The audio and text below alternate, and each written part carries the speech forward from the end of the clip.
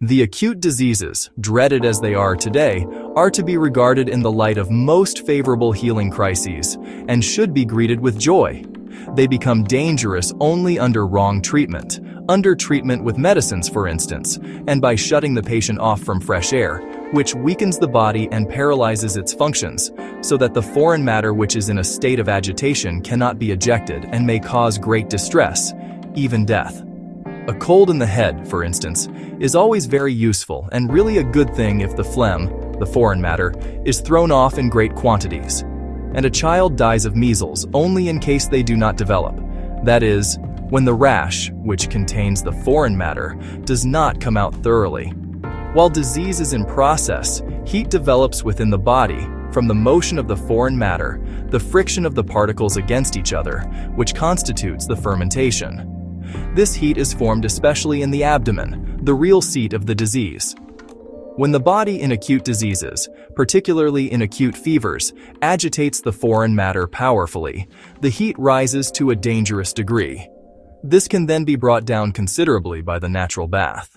The natural bath is a type of sitz bath where the bather sits down in a tub which contains naturally cold water, about 3.5 inches deep. Only the seat and the feet touch the bottom of the tub, while the knees are quite a ways above the water.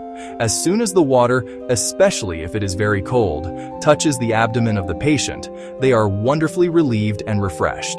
The bath at the same time increases the vitality of the body, which is thus essentially aided in the work of throwing off the disease germs in order to completely attain its end. This is soon shown in copious sweating and a more abundant discharge of urine and feces. In an acute disease, therefore, whether it be a simple cold or something more serious, one ought to take the natural bath and then try to sweat, either in the sun or by wrapping oneself up in woolen blankets in bed. A light and air bath in these cases is especially beneficial. Care ought to be taken above all to have a constant supply of fresh air night and day by keeping the windows open, even in winter at a low temperature. The diet also ought to be carefully chosen and as near to nature as possible. The favorable results will then be surprising, and our subsequent good health will convince us that in bringing the illness about, nature had the best of intentions. It goes without saying, of course, that the sooner one begins with this method of cure in the case of acute diseases, the surer and the more permanent will be the beneficial results.